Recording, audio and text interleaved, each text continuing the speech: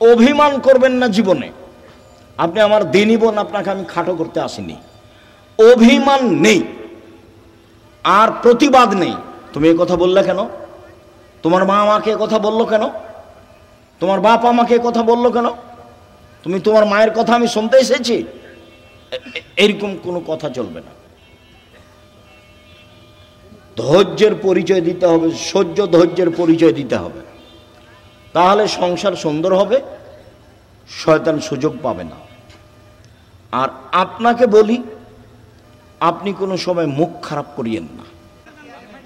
যারা আপনারা মানুষকে সহযোগিতা করছেন তারাই চিল্লাচিল্লি করলে হবে? আপনারা যারা মানুষকে বসার জন্য, চুপ থাকার জন্য অনুরোধ করছেন, আপনারা অন্তত মুখ বন্ধ রাখেন। এমন তো কিছু জটিলতা দেখি নাই। তোমরা যারা এই যন্ত্রপাতি নিয়ে আছো, তোমরা কত সময় লাগে তোমাদের? সম্মানিত দিনী ভাই বোন, মানুষের জীবনে সবচেয়ে জরুরি কাজ, মানুষ হিসেবে এর চেয়ে জরুরি কাজ মানুষের জীবনে নেই। তা হলো 5 ওয়াক্ত ফরজ সালাত, যার সাথে মানুষের কোনো আপোষ নেই। ফরজ বিধান আরও আছে, যেমন হজ, এতে মানুষের সাথে আপোষ আছে। মানুষ বলতে পারে যে এবছর যাচ্ছি না, সামনেবার যাব, ইনশাল্লাহ সামনেবার যাব, অথচ এটা ফরজ বিধান। তো একটু সুবিধা হলো, তো এবছর হলো না, সামনেবার হবে। যাকাত একটা ফরজ বিধান, 2 মাস আগেই দিয়ে দিতে পারবেন। আচ্ছা ঠিক আছে, হিসাব নিকাশ ঠিক আছে, আমি 1 মাস পরে দেব, দেন। একটু আপোষ হলো। রমজানের সিয়াম, রমজান মাস, আমি এখন অসুস্থ, পরের থাকবো, তো আল্লাহ বলছেন ঠিক আছে, হলো। অথচ ফরজ বিধান। কিন্তু সলাতও ফরজ বিধান, এরকম কোনো সুযোগ নেই, সলাতের সাথে কোনো আপোষ নেই। আপনারা যারা মহিলা পুরুষ, কম বয়সের ছেলে, কম বয়সের মেয়ে, আপনারা এসেছেন, রাস্তাঘাটে আছেন, গল্পে ব্যস্ত আছেন, দোকানপাটে ব্যস্ত আছেন, মানুষকে দিনরাত দেখছি যে হঠাৎ অমুক মারা যাচ্ছে, অমুক মারা যাচ্ছে, জানাজাতে উপস্থিত হচ্ছি, কিন্তু শিক্ষা নিতে পারছি না, অথচ নেওয়া উচিত। আল্লাহ রাসূলকে একদিন জিজ্ঞাসা করা হয়েছিল যে সবচেয়ে বুদ্ধিমান কে, এটাই জিজ্ঞাসা। তো আল্লাহ রাসূল সাল্লাল্লাহু আলাইহি ওয়াসাল্লাম উত্তরে বললেন, আল্লাযী ইয়াযকুরুল মাউতা, যে তার মরণকে স্মরণ করতে পারে, সেই হলো সবচেয়ে বুদ্ধিমান। তো আমরা তো জানাজায় যাই, কান্নাকাটিও দেখি, কিন্তু মরণকে তো স্মরণ করতে পারি না। আল্লাহ রাসূল আরেকটা বলেছেন যে জুরু কবরাকুম, এই ছেলে, শরম হয় না কেন তোমার? তুমি ওসব চিল্লাচিল্লি করে কি দেখাতে চাচ্ছ? তোমার একটু শরম বোধ হয় না কেন? যতই কষ্ট হোক, তুমি আমাকে দেখতে পাও আর না পাও, কথা শোনো, আমি তো তোমার জন্য এসেছি, আমি তো কোনো স্বার্থ নিয়ে আসি। যে যেখানে আছেন, দোকানপাটে লেনদেন বন্ধ করে আপনাদের একটা শরম থাকা দরকার। আজকে জিনিস কিনতে হবে কেন? কই, আমরা তো এরকম হাটে বাজারে জিনিস কিনি না, তা তো আছি বেঁচে, হাটে বাজারেই তো যায় না। আমার জীবনে আমি কোনোদিন দোকানেই বসিনি, চায়ের স্টলেই বসিনি, তা আমরা তো বেঁচে আছি। তো আপনারা যে যেখানে আছেন, আপোষের কথা বলে পরিবেশ নষ্ট করার চেষ্টা করেন না। সবসময় একটু শরম বোধ করবেন। শরম, লজ্জাবোধ একটা ভিন্ন জিনিস। আল্লাহ রাসূল বলছেন যে ইমানের 17টা ভাগ আছে, তার সবচেয়ে বড় ভাগ হলো লা ইলাহা ইল্লাল্লাহ, এটাই সবচেয়ে বড় ভাগ। আর সবচেয়ে ছোট হলো এমাতাতুল আযানিত তারিক, রাস্তা থেকে কষ্টদায়ক জিনিস সরিয়ে দেওয়া। রাস্তায় বসা নিষেধ, রাস্তায় দোকানপাট নিষেধ, মিছিল মিটিং রাস্তায় নিষেধ। আল্লাহ রসুল বলছেন যেখানে রাস্তা নিয়ে গন্ডগোল হবে সেখানে রাস্তা ডবল হবে, বাড়িঘর ভেঙে দিয়ে। আল্লাহ রসুল রাস্তার উপরে যত কঠোর, শরীয়তের আর কোনো জায়গায় তত কঠোর আমার বিদ্যা বুদ্ধিতে ধরা পড়েনি। রাস্তার উপরে আল্লাহ রসুল যত শক্ত, যত কঠোর।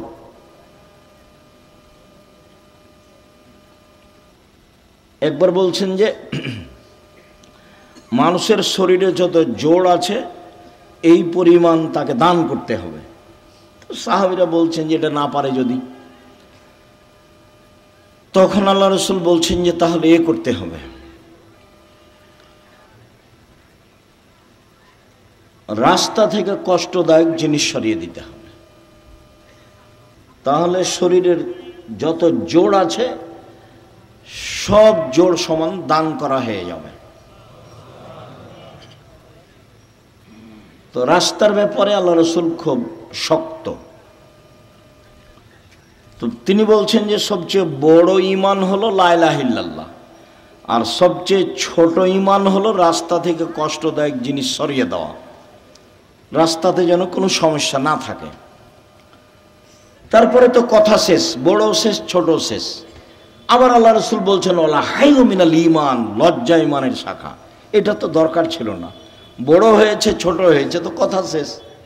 কিন্তু আল্লাহ রসুল আবার এই লজ্জাটাকে ভিতরে ঢুকিয়ে দিলেন। লজ্জা হচ্ছে ঈমানের সবচেয়ে গুরুত্বপূর্ণ শাখা। রাতে এইসব বড় মোবাইলে ল্যাংটা মেয়ে দেখে কে? লজ্জা নেই যার।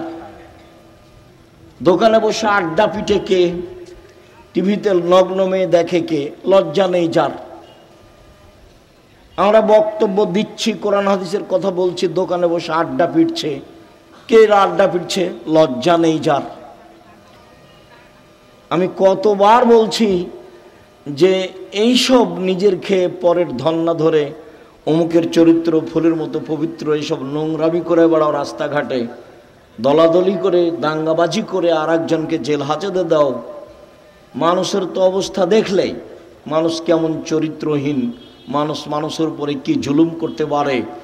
তো এই ফর্মুলাই হচ্ছে জুলুমের, এই ফর্মুলাই হচ্ছে জুলুমের। তুমি এখানে গেলেই চাঁপাইনবাবগঞ্জের ভাষাতে তুমি তো দূরের কথা তোমার বাপকে জুলুম করতে হবে। তার মানে এই পদ্ধতি ভুল। এটা হলো খ্রিস্টান আব্রাহাম লিঙ্কনের কাল্পনিক পদ্ধতি। ওরা এগুলো করে না, ওরা আপনাদেরকে বোকা বানিয়ে দিয়েছে, এগুলো করে বেড়াচ্ছে। আমি বহুদিন বলেছি যে একটা ছেলে মাদ্রাসা লাইনে পড়তে দিয়েছেন, কোরআন হাদিস শিখবে, তো তাকে আবার দাখিল পরীক্ষায় ভালো রেজাল্ট হয়েছে, তো তাকে আপনি আবার কলেজে ভর্তি করলেন কেন? কে খালা বলেছে ভালো রেজাল্ট হয়েছে?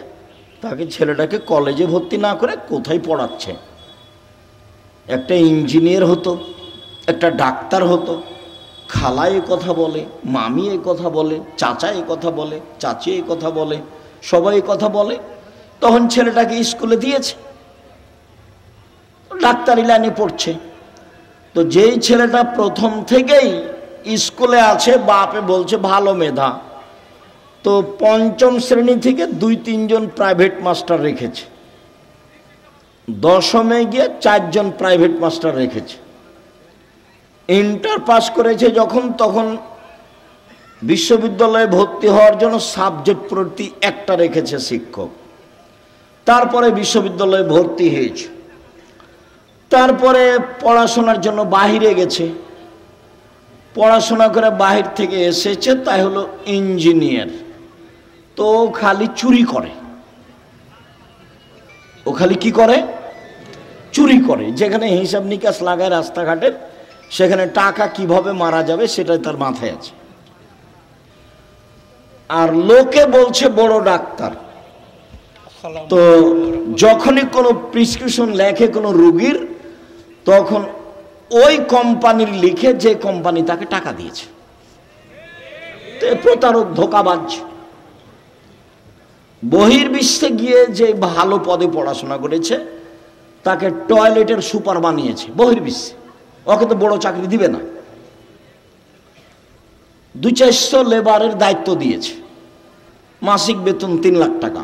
তো এও মনে করলো যে বিদেশে 3 লাখ টাকা বেতন পাই, সুইপারের দায়িত্বশীল হলে কি হবে? তাই ফলাফল হলো এই।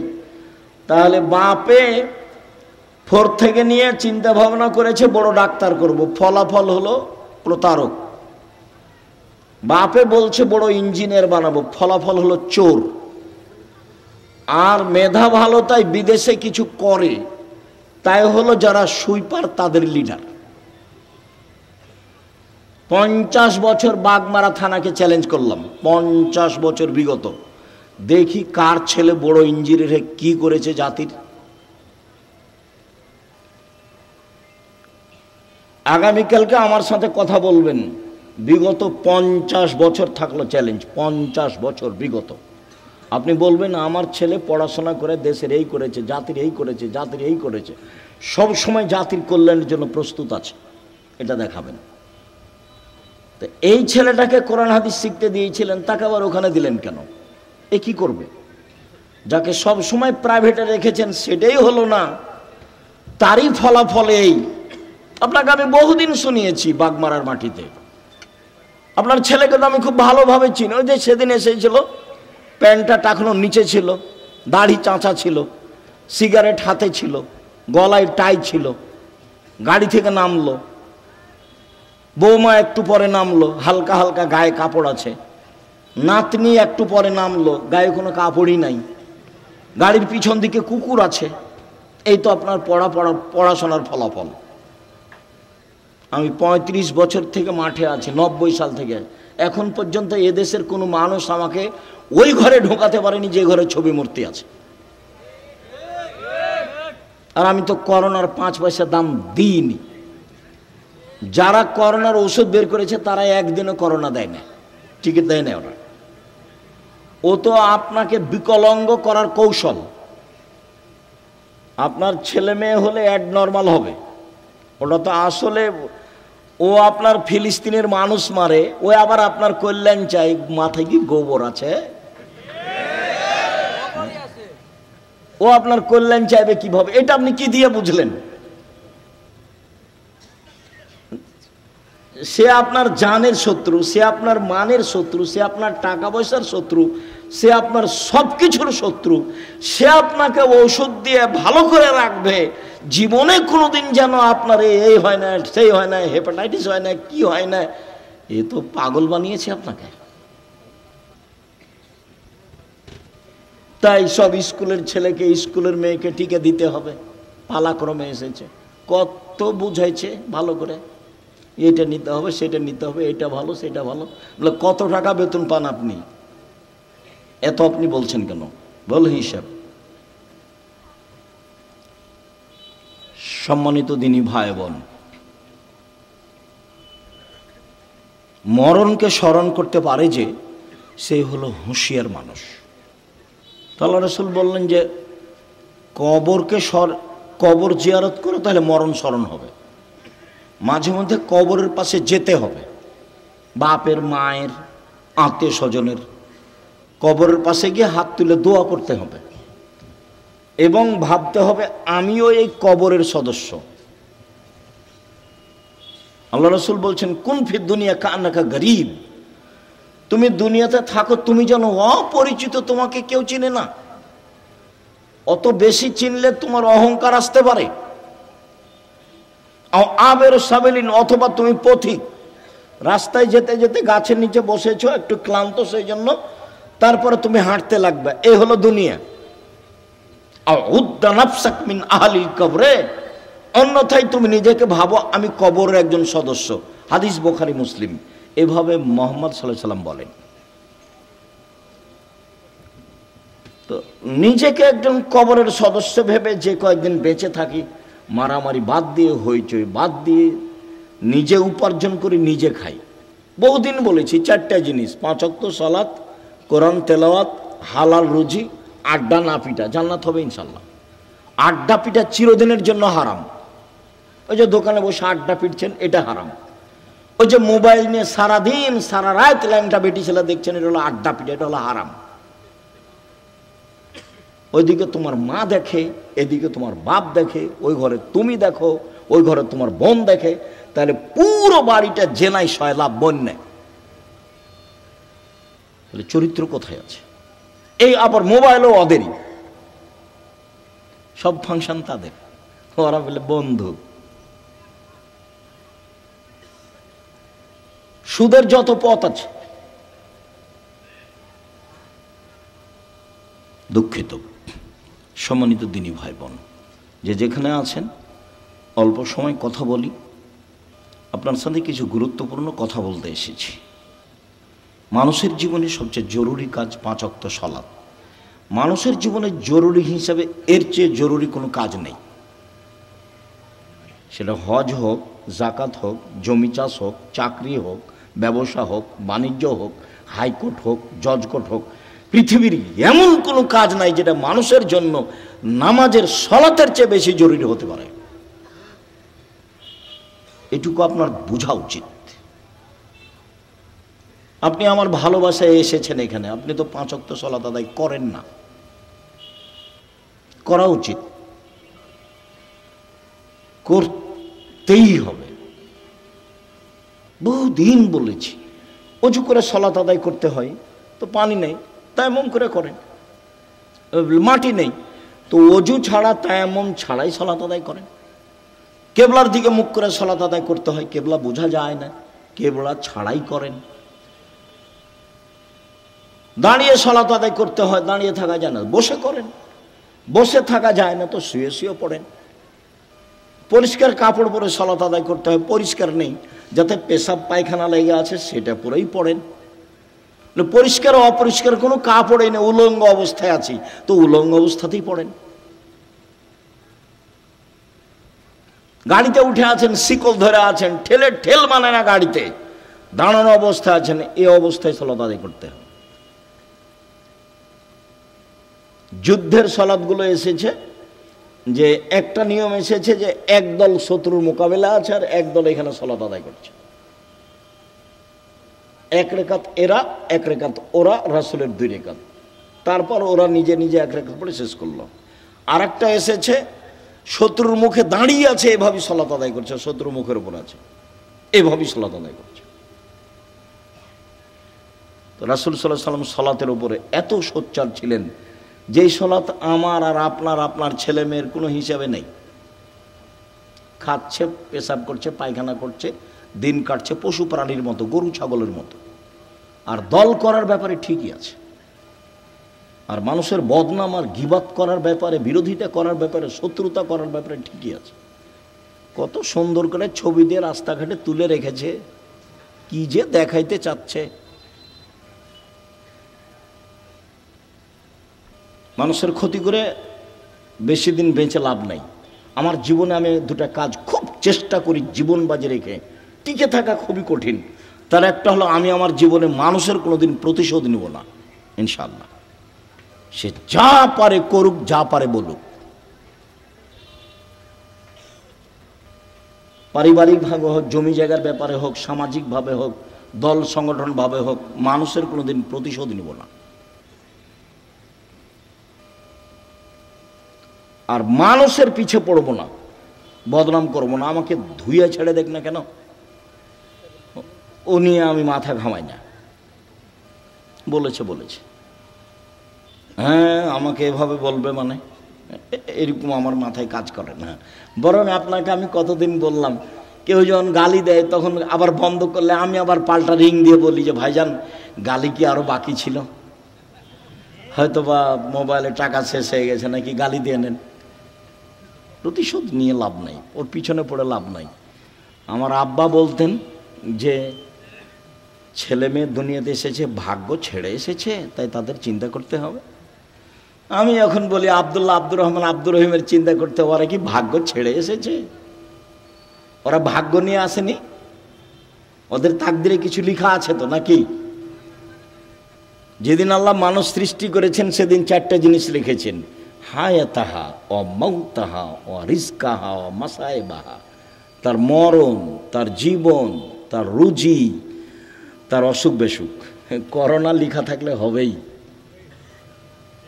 4টা লেখা আছে, 1 মরণ, 2 জীবন, 3 রুজি, 4 রোগ ব্যাধি। আমি এই কথা বলিনি, এই কথা মুহাম্মদ সাল্লাল্লাহু আলাইহি সাল্লাম বলেছেন। এটা আমার ব্যক্তিগত কোনো স্বাধীনতা নাই এখানে, এটাকে আমি বিশ্বাস করি এবং খুব শক্তভাবে বিশ্বাস করি। ঢাকাতে এক লোক করোনা হয়েছে, তো আমি দেখবো আর গায়ে হাতে একটু দোয়া করব। তো আর ছেলে মেয়ে সবাই আছে, খালি আমাকে অনুরোধ করছে যে ওস্তাদজি আপনি ভিতরে আসেন না, ওস্তাদজি আপনি ভিতরে আসেন না, আপনি আমার আব্বার জন্য বাহির থেকে দূর করেন, দোয়া করেন। বলছি আমি তো আমার অন্তর তো ধাক্কা খাই না যে তোমার বাপের গায়ে হাত লাগালে আমাকে করোনা ধরবে। ধরেও যদি, তা আমি বলবো না যে এই কারণে ধরেছে, আমি বলবো ওই যে লেখা ছিল সেই জন্য ধরেছে। আমি এত তাড়াতাড়ি পরিবর্তন হতে চাই না, মাস্ক দিয়ে ভাগ্য বাড়াতে রাজি নই, এটা করতে রাজি নই। শুনুন, 5 ওয়াক্ত সালাত আদায় করতেই হবে আপনাকে। আজকের জরুরি কথা আপনার সাথে, মানুষের জীবনে কিছু চাওয়া পাওয়া আছে। মানুষ বেঁচে থাকলে সমস্যা নেমে আসে, মামলা মোকদ্দমা হয়, জমি জায়গা লাগে, বাড়ি ঘর লাগে, কিছু লাগে মানুষকে। তো মানুষ আল্লাহকে বলতে শিখুক। কাকে বলতে শিখবে? আল্লাহকে। ও পারে, আরও যা করে তাকে কেউ ঠেকাতে পারে না, আরও ঠেকিয়ে দিলে কেউ করতে পারে না। আমার কাছে যে কত প্রমাণ আছে, মাঝে মধ্যে বলি না, 2013 সালের 24শে আগস্ট রোজ মঙ্গলবার সকাল 11টার সময় হাঁটাবো, বীরহাটাবো, রূপগঞ্জ, নারায়ণগঞ্জ, ঢাকায় বলেছিলাম আমার হাতে টাকা নাই, এ কথা সত্য, এখানে প্রতিষ্ঠান গড়বে, এ কথা সত্য, ইনশাল্লাহ গড়বেই গড়বে। প্রতিষ্ঠানটা প্রায় এখন 100 বিঘা জমির উপরে, 100 বিঘা। 2016 সালের 17 ফেব্রুয়ারি রোজ বুধবার বিকাল 4টা 4:30টার সময় বলেছিলাম এই ডাঙ্গিপাড়ায়, সেই প্রতিষ্ঠান এখন প্রায় 50 বিঘার উপরে অবস্থান করে, 50 বিঘা। এবছরের জানুয়ারিতে ছাত্র ছিল 2200, প্রায় 5000 ছেলে মেয়ে পড়াশোনা করে, 300 জন শিক্ষক শিক্ষিকা, প্রতি মাসে বেতন লাগে 40 লক্ষ। অথচ আমি নিজেকে মনে করছি আমি হলাম কচুর পাতার পানি। কচুর পাতার পানি বুঝেন না? একটু বাতাস আসলে কেমন হয়, এই পড়লো, এই পড়লো, এই পড়লো। মানে আমি ভিত্তি দিয়ে, বংশ দিয়ে, নিজের ব্যবসা দিয়ে, ক্ষমতা দিয়ে জামিয়া সালাফিয়া চালাই না। চলে কিভাবে আমি নিজেই বুঝতে পারি না, তা আমার আবার ক্ষমতা কি? সম্মানিত দিনী ভাই বোন, 6-7 নভেম্বরে আছে, একদিনের ভালোবাসা গড়াইন না, নইলে আমি তখন আর আসতে চাইব না। মাঝে মধ্যে যাবেন, ভালোবাসা গড়াবেন, পত্রিকা নেবেন। আপনার টাকা দিয়ে এতগুলো পত্রিকা ছাপে, কত জানো? প্রায় 16,000 পত্রিকা ছাপে, আল ইতেসাম পত্রিকা। তা আপনি মনে করেন না যে আমার টাকা দিয়ে ছাপাই, আপনার টাকা দিয়েই ছাপাই। তাহলে আব্দুর রাজ্জাক সাহেব কই, আমার বাঘ মারা বাড়ি, আমি তো কোনো দিন টাকা দিইনি। তা আপনি দেননি, কেউ দেয় না, এটা হয় কিভাবে? প্রায় 500-র অধিক এতিম এবং অসহায় মানুষ আছে, তাদের রুজি হয় কিভাবে? কেউ দেয়, নাহলে কিভাবে হয়? ওখানে কি মারিয়ামের মতো আল্লাহ দিয়ে যায়, জিবরাইল দিয়ে?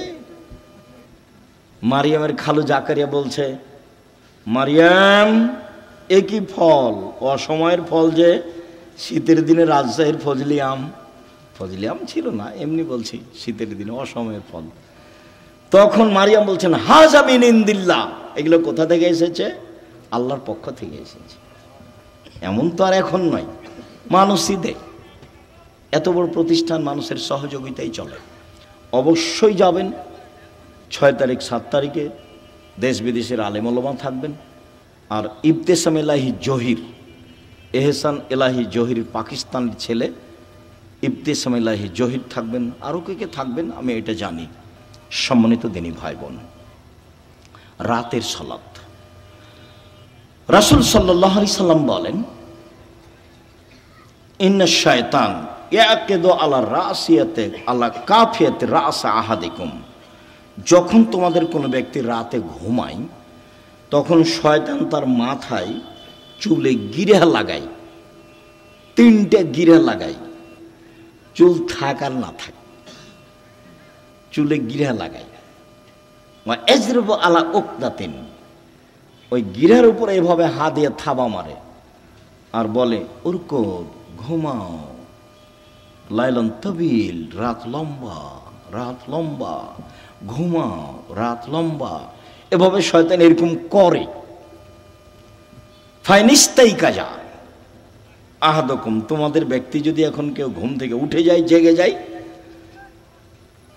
যাকার আল্লাহ, তারপর বলে আলহামদুলিল্লাহিল্লাযী আহয়ানা বাদা মা মাতানা ওয়া ইলাইহিন নুশুর।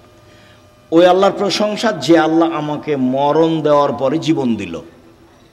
একটু আগে মরণ দিয়েছিল, এখন আবার কি করলো? জীবন দিল।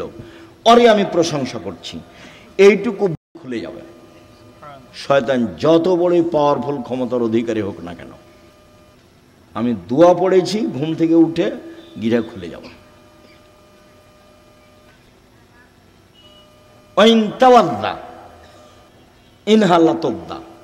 তারপরে যদি অজু করে তা আর একটা গিরা খুলে যাবে। ওয়াইন সল্লাহ ইনহাল্লাত ওকদা, যদি সলাত আদায় করে তাহলে আর একটা খুলে যাবে। ফাসবাহা নাশিতান তাইয়িবান নাফসে, এখন এই লোকটা সকাল করবে খুব উৎফুল্ল মনে, হাসি খুশি মুখে, উৎফুল্ল মনে, হাসি খুশি মনে, দেখতে ভালো লাগবে, কাজ করতে ভালো লাগবে, প্রশান্তির সাথে সকাল করবে। ওয়াইল্লা, এমনটা যদি না হয়, আসবাহা খাবিসান নাফসে কাসলানা, তাহলে ও সকাল করবে কেমন কেমন মুখে, বিবর্ণ মুখে, কেমন কেমন মুখে, ঘৃণিত মুখে, অলস চেহারায়। 7-8টার দিকে উঠবে, মুখটা দেখে কেমন কেমন লাগবে। কেন? শয়তানার মুখে পেশাব করে দিয়েছে, কানে পেশাব করে দিয়েছে। শয়তানের ক্ষমতা খুব বেশি, ক্ষমতা এত বেশি ক্ষমতা। আল্লাহ যখন বললেন এই সরে যা, আমি যে তোকে বললাম যে আদমকে সিজদা কর, তো সিজদা করলি না কেন? বলে আদম মাটির তৈরি, আমি তো আগুনের তৈরি। ও নিম্নমুখী, আমি ঊর্ধ্বমুখী, আমি কেমনে তাকে সিজদা করি? সর এখান থেকে, সর, তোর অহংকার বেশি, সর এখান থেকে, সর। তখন বলছে আচ্ছা ঠিক আছে সরে যাও, আমার একটা কথা। হ্যাঁ, কি কথা? আমাকে কিয়ামত পর্যন্ত বেঁচে থাকার সুযোগ দিতে হবে। কার দাবি এটা? শয়তানের। তা আল্লাহ বললেন ঠিক আছে দিলাম, এলা ওয়াক্তি মালুম, একটা সময় পর্যন্ত দিলাম। যেমন পেয়েছে সময় তেমনি বলছে ওয়াইজ্জাতিকা, তোমার সম্মানের কসম। আল্লাহকে বলছে ইয়া রাব্বি, শয়তান বলছে ইয়া রাব্বি, হে আমার প্রতিপালক, তোমার সম্মানের কসম, লাউবিয়ানিল ইনসানা মাদামা তারহুম ফি আসাদিহিম, আদমের ছেলে মেয়েকে পাপ করাবো করাবো করাবো, ওকে আমি ভুল পথে নিয়ে যাব যাব যাব, ওর দেহে যতদিন শ্বাস আছে আমি তাকে পাপই করেই ছাড়বো।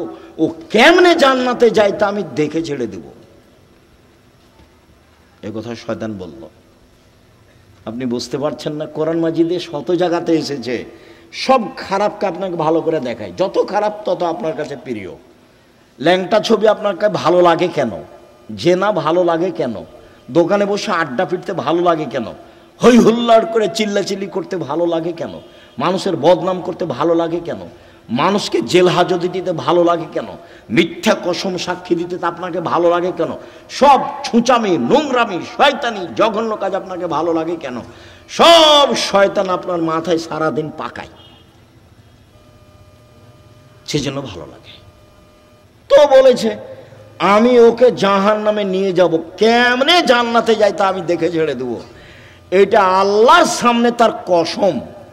বলছে তোমার ইজ্জতের কসম, আমি ওকে জাহান্নামে নিয়ে যাব, আমি একাই যাব? তাহলে পৃথিবীতে সবচেয়ে বেশি রিক্সে জীবন কাটায় কে বলেন তো? শয়তান। ওর চেয়ে রিক্সে, খুব বেকায়দায়, খুব বিপদগ্রস্ত অবস্থায় আর কেউ নেই শয়তান ছাড়া। আর তার কাজ আবার কমে গেছে। কেন? ইহুদিদের কাছে তার কোনো কাজ নাই। আমাদের চাঁপাইনবাবগঞ্জে বলে শয়তান হলো 14 ইলিমের পড়া, মানে বিদ্যা আছে সব। ইহুদি তো জাহান্নামে যাবেই, তো ওখানে গিয়ে কি করবে? খ্রিস্টান তো জাহান্নামে যাবেই, তো ওখানে গিয়ে কি করবে? হিন্দুরা তো জাহান্নামে যাবেই, তো ওখানে গিয়ে কি করবে? যারা কাদিয়ানি তারা তো গেছে, যারা শিয়া তারা তো গেছে, আকীদায় মার খেয়েছে যারা, তারা তো জাহান্নামে যাবে। তো তাহলে শয়তানের কাজ সব জায়গা থেকে ঘুরে এসে যারা কোরআন হাদিস পড়ে, মানতে চায়, সালাত আদায় করতে চায়, এখানে আছে। যারা দিন ধর্মের যত কাছাকাছি, শয়তান সেখানে তত শক্ত। এখন আল্লাহ যদি বলতেন এই শয়তান কিছু করতে পারবি না, যা কিছু করতে পারবি না, তাহলে খুব ভালো হতো। তো এখন আল্লাহ বলছেন যে আচ্ছা ঠিক আছে, ওয়া ইজ্জতি ওয়া জালালি ওয়া ইরতিফায়ে মাকানি, আমার সম্মানের কসম, আল্লাহ বলছেন আমার সম্মানের কসম, আমার মর্যাদার কসম, আমার ইজ্জতের কসম, আদমের ছেলে মেয়ে যতবার ক্ষমা চাইবে ততবার ক্ষমা করে দেব। এইটা বললেন, তার মানে ক্ষমা চাওয়ার একটা পালা থেকেই গেল। আমাকে আপনাকে বাঁচতে হলে দিনরাত ক্ষমা চেয়েই বাঁচতে হবে। মানে আস্তাগফিরুল্লাহ ওয়া আতুবু ইলাইহি তাসবিহ করে নিতে হবে। তাসবিহ, শ্বাস চলে যেমন অজান্তে, মুখে থুথু আসলে ফেলে দেন যেমন অজান্তে, সময় আসলে খাওয়া রেডি হয় যেমন স্বাভাবিকভাবে, তেমনি জীবনে স্বাভাবিকভাবে আসতে হবে আস্তাগফিরুল্লাহ ওয়া আতুবু ইলাইহি। আস্তাগফিরুল্লাহ ওয়া আতুবু ইলাইহি। চলছেন, ফিরছেন, উঠছেন, বসছেন, আল্লাহ বললেন যে ঠিক আছে, আদম সন্তান যতবার আমাকে বলবে আমার ভুল হয়েছে ততবার আমি ক্ষমা করে দেব, এইটা বললেন। কিন্তু বললেন না যে তুই কিছু করতে পারবি না, এটা বলেননি। তখন আল্লাহ রাসূল বলছে কুল্লু বানি আদম খাত্তা, আদম সন্তানই পাপী, খায়রু খাত্তাইনা তাওবুন, সবচেয়ে ভালো আদমের ছেলে মেয়ে সেই যে বলে আস্তাগফিরুল্লাহ ওয়া আতুবু ইলাইহি, আস্তাগফিরুল্লাহ আল্লাযী লা ইলাহা ইল্লা হুয়াল হাইয়ুল কাইয়্যুম ওয়া আতুবু ইলাইহি রব্বিগফিরলি ওয়া তুব আলাইয়া ইন্নাকা আনতাত তাওয়াবুল গফুর আল্লাহুম্মা আনতা রাব্বি লা ইলাহা ইল্লা আনতা খালাকতানি ওয়া আনা আবদুকা ওয়া আনা আলা আহদিকা ওয়া আদিকা মাসতাতাতু আউযু বিকা মিন শাররি মা সানাতু আবু আলাকা বিনিআমাতিকা আলাইয়া আবু বিযামবি ফাগফিরলি ফাইন্নাহু লা ইয়াগফিরু যুনুবা ইল্লা আনতা। এই ছেলে, আমাকে কাজ দেখাচ্ছ, ধৈর্যের পরিচয় দাও। আমাদের এখানে কোনো কেচ্ছা কাহিনী নেই, নির্বাচনও আসেনি, অল্পক্ষণ ধৈর্যের পরিচয় দিবেন, কাজ দেখায়েন না, যেটা আমি পছন্দ করি না। আমি আপনার জন্য এসেছি, আমি আব্দুর রাজ্জাক বিন ইউসুফ, আপনি আমাকে টাকা দিয়ে নিয়ে এসেছেন এমনটা মাথায় থাকলে ভুল হয়েছে। সম্মানিত দিনী ভাই বোন, যদি রাতে না উঠে তাহলে শয়তান তার মুখে কানে পেশাব করে। আয়েশা রাদিয়াল্লাহু তাআলা আনহা বলেন কানান নবী সাল্লাল্লাহু আলাইহি সাল্লাম ইসাল্লি ফিমা বাইনা ইয়াফরুগা মিন সালাতিল ইশা ইলাল ফজর 11 রাকা ওয়া ইসাল্লামু মিন কুল্লি রাকাতাইন ওয়া ইউতির বিওয়াহিদাতিন। এশার পর থেকে নিয়ে ফজর পর্যন্ত সময়ে আল্লাহর নবী 11 রাকাত রাতের সালাত আদায় করতেন। 11 রাকাত, কখন থেকে কখন? এশার থেকে নিয়ে ফজর পর্যন্ত। তাহাজ্জুদ পড়ার সময় শুরু হয়ে যায় এশার পর থেকেই ফজর পর্যন্ত সময়।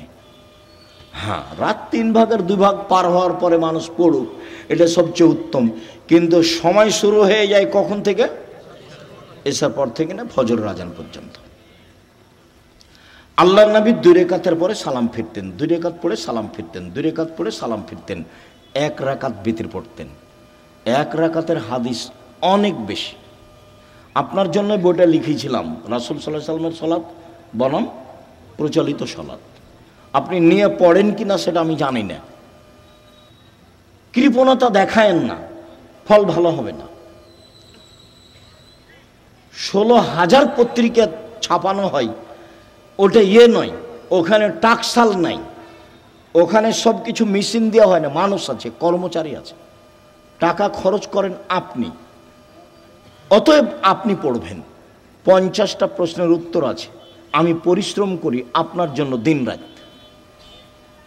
আলেম ওলামা আছে, প্রেস আছে, টাকা পয়সা খরচ হয়। এমনি অনেক বই আছে, তার মধ্যে আল ইতিসাম পত্রিকা, জামিয়া সালাফের মুখপাত্র পত্রিকা। 20, 25, 30 টাকা আপনার কাছে ভারী হোক, এটা আমি চাই না, এটা আমি কামনা করিনি। আমি মনে করছি বই কিনবেন, পড়বেন, বন্ধু বান্ধব, আত্মীয় স্বজন, খালা ফুফু সবকে দিবেন, যারা আছে আত্মীয় স্বজন তাদেরকে দিবেন। যে আব্দুল রাজ্জাক সাহেব সলাতের উপর বইটা লিখেছেন, দেখেন তো, 1 রাকাত বেতের, 3 রাকাতের হাদিস বোখারি মুসলিম, 5 রাকাতের হাদিস বোখারি মুসলিম, সব একটানা, 3 রাকাত একটানা, 5 রাকাত একটানা। বিকল্প কি সেটা আপনাকে আমি বলতে চাইনি, আমি আপনাকে বলতে চাইছি বোখারি মুসলিমের হাদিস এইভাবে। বুঝাতে পারিনি মনে হয়। সম্মানিত দিনী ভাই বোন, উমামা বাহেলি রাদিয়াল্লাহু তাআলা আনহু বলেন, রাসূল সাল্লাল্লাহু আলাইহি সাল্লাম বলেছেন, আলাইকুম বিকিয়ামিল লাইল, পৃথিবীর মানুষ তোমাদের রাতে সালাত আদায় করা জরুরি। আল্লাহ নবী বলছেন, আমি বলিনি এই কথা।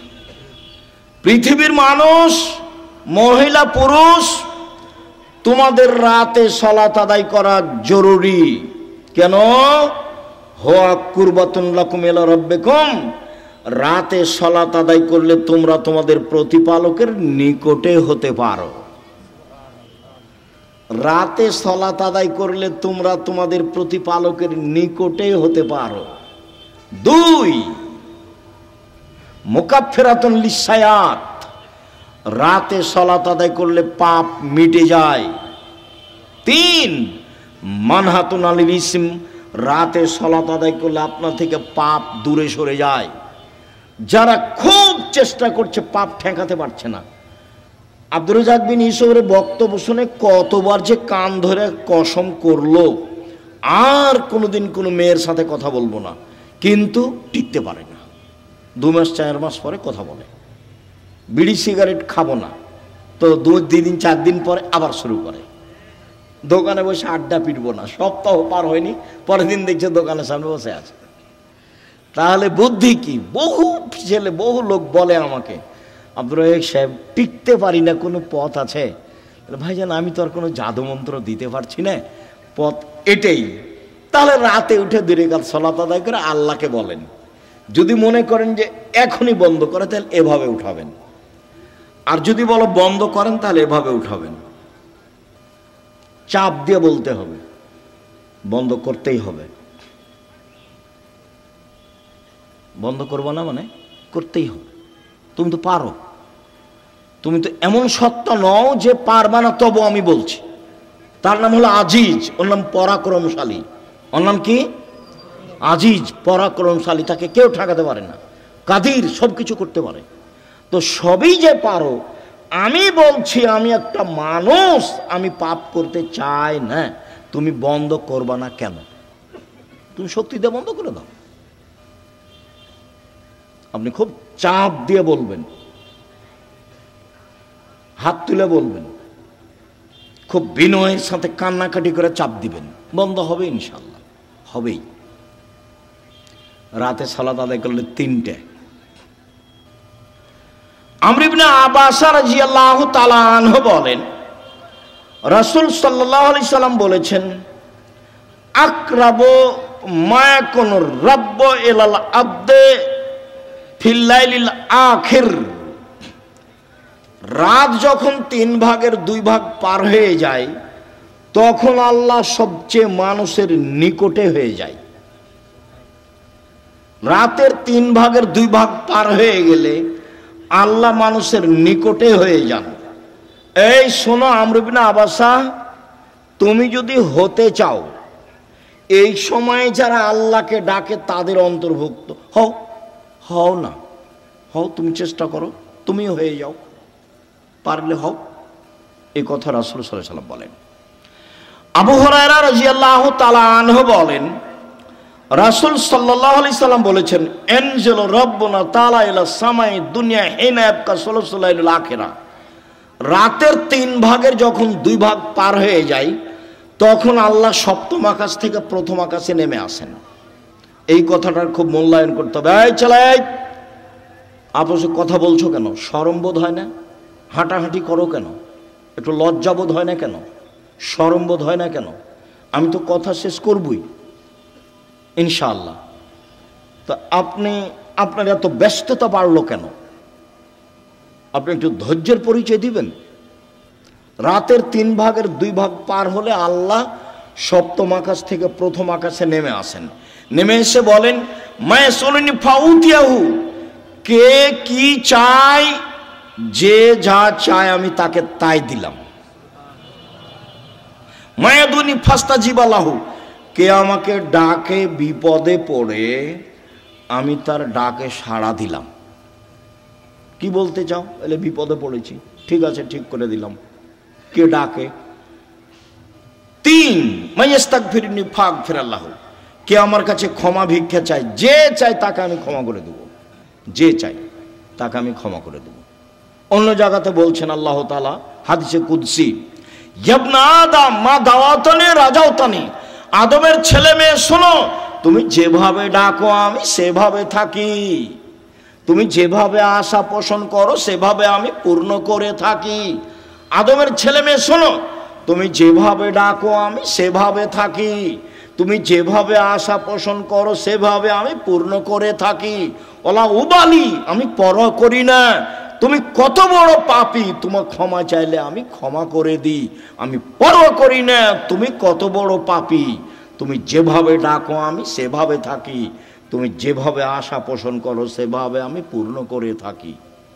লা বালাগাত জনবকানানা সেমায়, আদমের ছেলে মেয়ে শোনো, তোমার পাপ যদি বেশি হতে হতে হতে আকাশে লেগে যায়, পাপ আর পাপ, আকাশ জমিন পরিপূর্ণ পাপ, জীবনটা শুধু পাপে ভরা। 15-16 বছর থেকে পাপ শুরু হয়েছে, এখন 40 বছর বয়স, শুধু পাপ, জেনা দিয়ে ভরা জীবন, অশ্লীলতা দিয়ে ভরা জীবন, মানুষের বিরুদ্ধে চলা দিয়ে, বদনাম গীবত দিয়ে ভরা জীবন।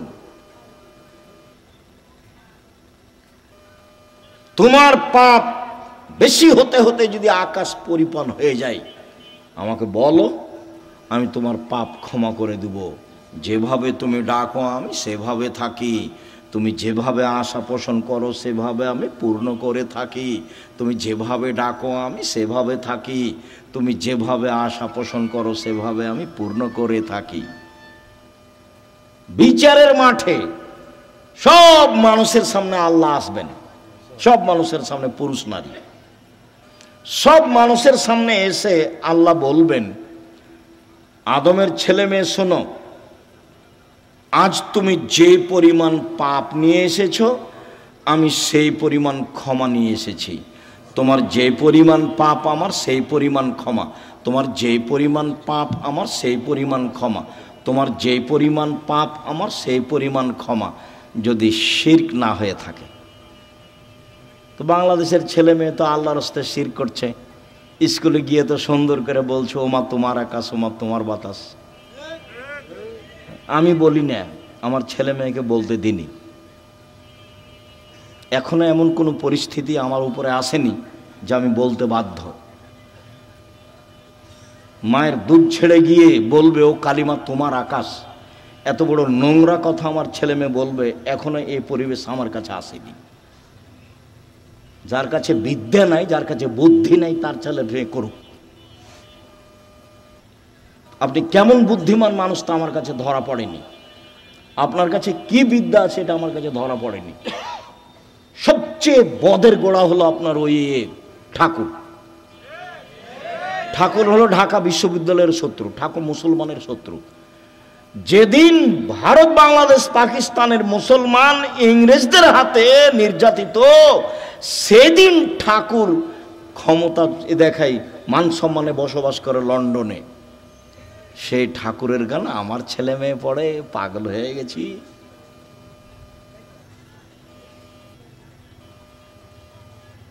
এ তো অবাক হয়ে গেল। এই তো নিজের ঘরের ওই কি বলছে গো, ব্রয়লার মুরগি জ্বালিয়ে দিয়ে ইন্ডিয়া থেকে মুরগি নিয়ে আসতে হবে, মানে মাথায় গোবর আছে। নিজের মুরগি কি করতে হবে, জ্বালিয়ে দিতে হবে, তো ওখান থেকে ডিম আনতে হবে। এত উল্টা বুদ্ধি, এটাও একটা উল্টা বুদ্ধি। চেষ্টা করো না কেন? কই বাগমানের ছেলে মেয়ে নাকি জেনারেল লাইনে পড়ে ইঞ্জিনিয়ার হয়ে বড় ডাক্তার হয়ে জাতির উপকার করেছে। কোথায় উপকার করেছে? পুঠিয়া থানা না? তো পুঠিয়া থানার ছেলে মেয়েরা খুব ভালো পড়াশোনা করেছে, অনেক কিছু করেছে। আমি তো বলছি প্রায় 30 বছর থেকে, আমি তো 30 বছরের ওই সেই কত বালানগরে এসেছিলাম বহুদিন আগে, সেদিন আমি বলেছি তোর বাপের আকাশ, সব সময় বলছি। আমি তো ঘৃণা জানাই। সম্মানিত দিনী ভাই বোন, রাতে উঠে আল্লাহকে কিছু বলতে হবে। আল্লাহ আমার আর আপনার কথা শোনার জন্য প্রতীক্ষমান। আল্লাহ নেমে আসেন আমার কথা শোনার জন্য, আর আমি ঘুমিয়ে থাকি, তাহলে এটা কেমন হলো? বুঝাতে পারলাম না কথা মনে হয়। আল্লাহ নেমে আসেন আমার জন্য, আর আমি কি করি? ঘুমিয়ে থাকি। একটা কথা মধ্যে মনে রাখিয়েন, আমি ঘুমিয়ে থাকি এর অর্থ এই নয় যে সবাই ঘুমিয়ে থাকে। সবাই ঘুমিয়ে থাকে না। কেউ না কেউ আল্লাহকে বলে যে ঠিক আছে তাহলে আমাকে এটা করে দাও, ঠিক আছে তাহলে এটা আমাকে করে দাও, এভাবে বলে। আমর ইবনে আস রাদিয়াল্লাহু তাআলা আনহু বলেন, রাসূল সাল্লাল্লাহু আলাইহি সাল্লাম বলেছেন, মান কামা বিআসরি আয়া লাম ইগফাল মিনাল গাফিলিন। কেউ যদি রাতে উঠে 10টা আয়াত পড়ে, 10টা, তাহলে সে গাফেল নয়, এটা লিখে দেওয়া হবে। 2, মান কামা বে মিআয়া কুতিবা মিনাল কানিতিন। কেউ যদি 100 আয়াত পড়ে রাতে উঠে সলাতে, 100 আয়াত, তাহলে ও পরহেজগার মানুষের অন্তর্ভুক্ত লিখে দেওয়া হবে। অমান কামা বে আলফি আয়া, কেউ যদি রাতে 1000 আয়াত পড়ে কুতিবা মিনাল মুকান্তিরিন, তাহলে পৃথিবীতে সর্বোচ্চ মর্যাদার অধিকারী যারা, তাদের সাথে এও বড় বড় মর্যাদার অধিকারী, ইব্রাহিম আলাইহিস সালাম এরকম যারা বড় বড় মর্যাদার অধিকারী, আপনি যদি রাতে 1000 আয়াত পড়েন, যদি এটা ভারী, তো 100 আয়াত তো পারবো, 10 আয়াত তো পারবো। আবু হুরায়রা রাদিয়াল্লাহু তাআলা বলেন, আল্লাহ রাসূল বলেছেন, মান কামা ইস্তাইকাজা, যে ব্যক্তি রাতে উঠলো, স্ত্রীকে উঠালো, 2 রাকাত সালাত আদায় করলো, কুতিবা মিনাল যাকিরিনা যাকিরাত, যারা আল্লাহকে ডাকে ওদের একটা তালিকা আছে, এদের স্বামী স্ত্রীকে সে তালিকা লিখে দেওয়া হবে। উঠি না কেন, পারি না কেন? আজকে সোমবার, সিয়াম ছিলেন 32 বছর থেকে 30 বছর থেকে বলে আসছি, কেন সিয়াম ছিলেন না? আজ তো সোমবার, কেন থাকলেন না? এই ছেলে, এই সোমবারে সিয়াম থাকতে হবে কেন? কেন নবী থাকতেন বলো? সাপ্তাহিক মানুষের পাপ নেকি রিপোর্ট পেশ করা হয় কি কি বারে? সোমবার আর বৃহস্পতিবার। তা আমাদের নবী বলছেন যে আমি ভালোবাসি আমার রিপোর্টটা দেখার সময় আল্লাহ দেখুক যে সিয়াম অবস্থায়। নেও আমার রিপোর্ট নেও, সিয়াম অবস্থায় নেও। তো মুহাম্মদ সাল্লাল্লাহু আলাইহি সাল্লাম চাইতেন তার রিপোর্টটা আল্লাহর কাছে পেশ করার সময় কি অবস্থায় দেখাতে চাইতেন? সিয়াম অবস্থায়। তা আপনি চান না কেন? মুরব্বী ভাইজান, আপনি সিয়াম ছিলেন আজকে? চুপ হয়ে যাচ্ছেন কেন? এই কি সুলি ফাঁসি নাকি? এই কি হাইকোর্ট জজকোর্ট নাকি? আদাত হয় না কেন? অভ্যাস হয় না কেন? ওইটা বাদ দিয়ে এটা করেন। বৃহস্পতিবার সোমবার সিয়াম থাকার চেষ্টা করেন। রাসূল আদর্শ দিয়ে গেলেন, আর আমি এমনি দুনিয়া থেকে চলে গেলাম, জীবন পার করলাম, তাহলে হবে? তাহলে হবে না। সম্মানিত দিনী ভাই বোন, রাসূল সাল্লাল্লাহু আলাইহি সাল্লাম বলেন, কেউ যদি ঘুম থেকে উঠে বলে লা ইলাহা ইল্লাল্লাহু ওয়াহদাহু লা শারীকা লাহু লাহুল মুলকু ওয়া লাহুল হামদু ওয়া হুয়া আলা কুল্লি শাইইন কাদির ওয়া সুবহানাল্লাহি ওয়া আলহামদুলিল্লাহি ওয়া লা ইলাহা ইল্লাল্লাহু আল্লাহু আকবার লা হাওলা ওয়া লা কুওয়াতা ইল্লা বিল্লাহ। তাহলে এখন যা বলবে আল্লাহ সেটা মেনে নেবেন, যেটা বলবেন সেটাই শুনবেন, যেটা বলবেন সেটাই শুনবেন। ঘুম থেকে উঠে এই দোয়াটা পড়তে হবে, লা ইলাহা ইল্লাল্লাহু ওয়াহদাহু লা শারীকা লাহু লাহুল মুলকু ওয়া লাহুল হামদু ওয়া হুয়া আলা কুল্লি শাইইন কাদির ওয়া সুবহানাল্লাহি ওয়া আলহামদুলিল্লাহি ওয়া লা ইলাহা ইল্লাল্লাহু আকবার ওয়া লা হাওলা ওয়া লা কুওয়াতা ইল্লা বিল্লাহ। অবশ্য জাবের রাদিয়াল্লাহু তাআলা আনহু বলেন, আল্লাহর নবী বলেছেন, মামিন মুসলিমিন ইয়াবিতু আলা যিকরিল্লাহি তাহিরান, কেউ যদি ওযু করে ঘুমায়, দোয়া পড়ে ঘুমায়, ওযু করে ঘুমায়, দোয়া পড়ে ঘুমায়, এখন ঘুম থেকে উঠে আল্লাহর কাছে যা চাইবে সেটা দিয়ে দিবেন। মা ইয়াসআলু মিন খাইরিন মিন আমরি দুনিয়া ওয়াল আখিরা, ইহকাল পরকালের যেটা চাইবেন সেটা দিয়ে দিবেন, যেটা চাইবেন সেটা দিয়ে দিবেন। এই কথাটা লাগানো আছে ওযু করে ঘুমাতে হবে। কি করে ঘুমাতে হবে? ওযু করে ঘুমাতে হবে। জি, উপস্থিত দিনী মুসলিম বোন বুঝতে পারছেন কিছু? না হইচই করে এসেছেন আর হইচই করে যাচ্ছেন? কিছু আল্লাহকে ডাকতে শিখুন, বলতে শিখুন। আল্লাহ রাসূল বলছেন যে কুরাইশদের মহিলারা সবচেয়ে উত্তম। কেন? দুইটা কাজে তারা বেশি আগ্রহী, যত্নবান। এক, নিজের ছেলেকে লালন পালনে তারা খুব যত্নবান, এই জন্য সবচেয়ে ভালো। দুই, স্বামীর সম্পদকে হেফাজতে খুব সতর্ক, এই জন্য ভালো। আল্লাহ রাসূল বললেন যে একজন মহিলা ভালো হতে পারে তার দুইটা গুণে। এক, বাচ্চাকে ভালোভাবে লালন পালন করে। দুই, স্বামীর অর্থ সম্পদকে ভালোভাবে দেখাশোনা করে, নষ্ট করে না।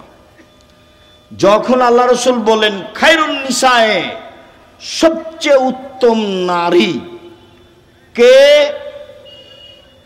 এক, স্বামীর সাথে কথা বললে হাসি মুখে বলে।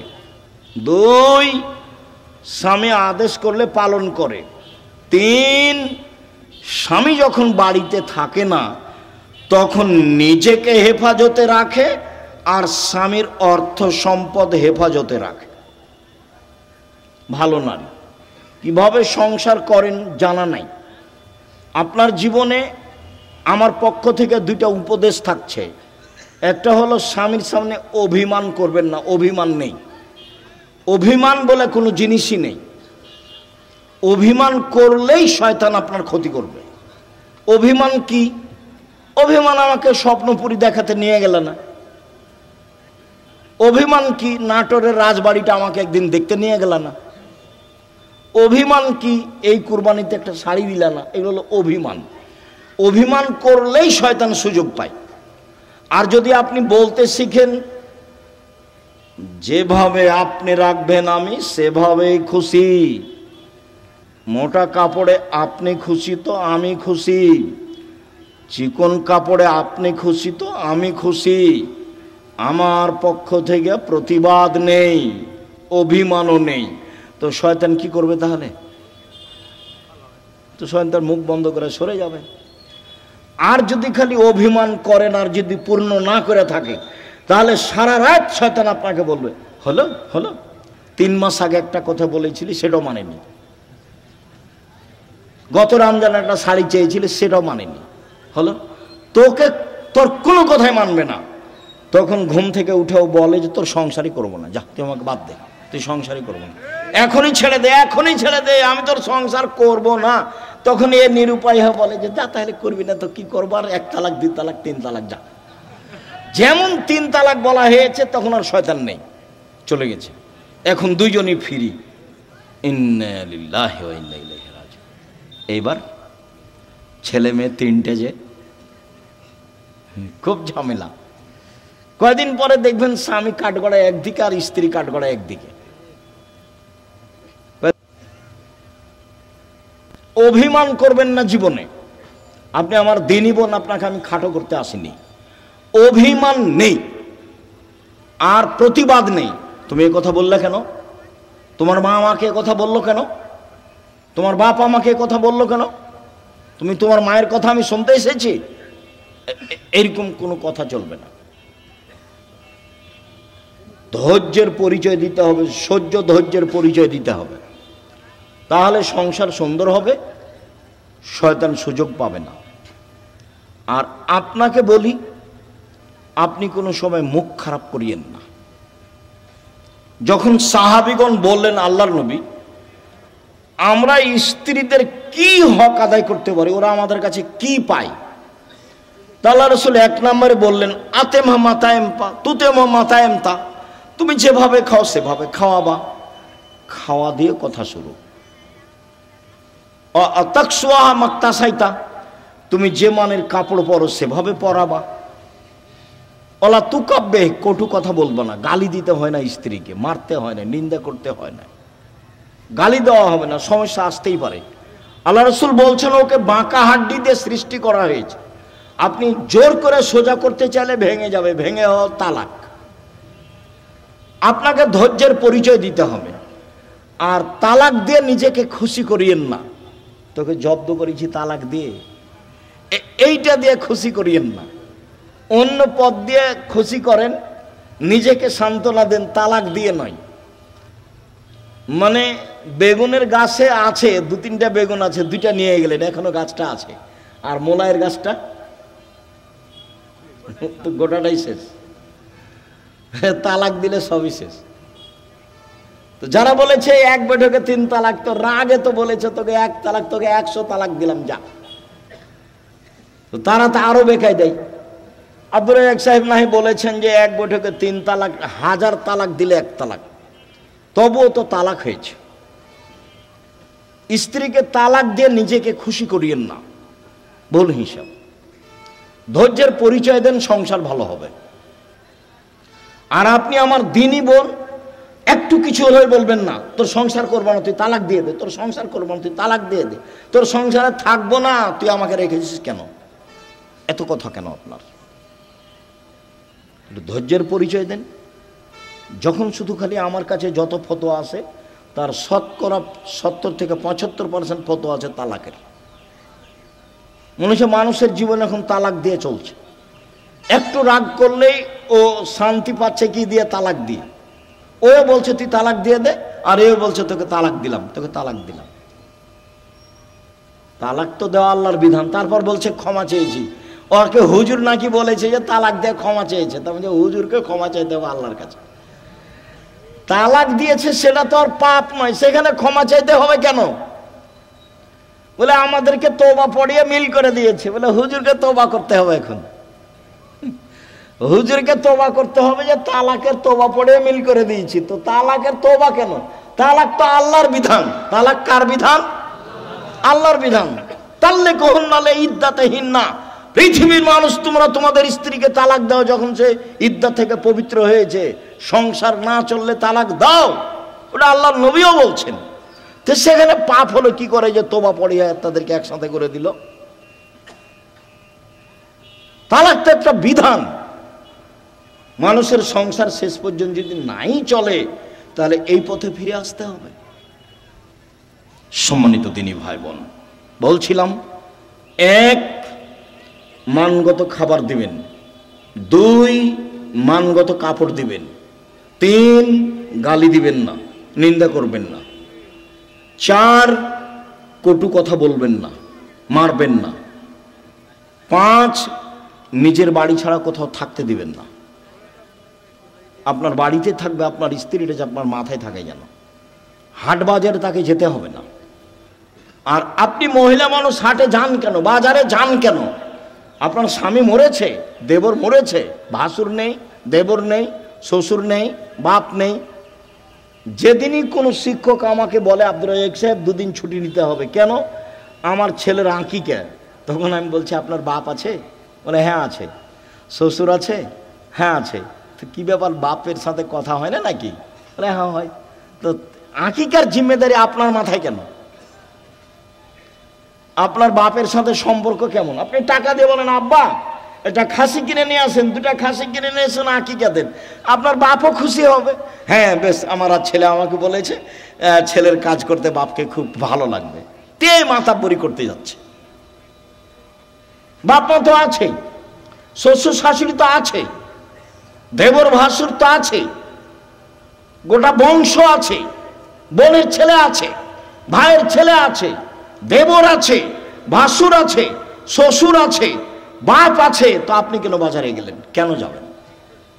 কেন যাবেন আপনি? আপনার পা বড় হলো কেন? কে বলেছে আপনি পরহেজগার? আপনার গায়ে তো ফ্যাশন বোরকা দেখা যায়। আপনি হাটে বাজারে ঘুরে বেড়ান, স্বামীর সাথে মুখামুখি কথা বলেন, এরর সাথে কথা বলেন, আপনি পরহেজগার? কে বললো আপনি পরহেজগার?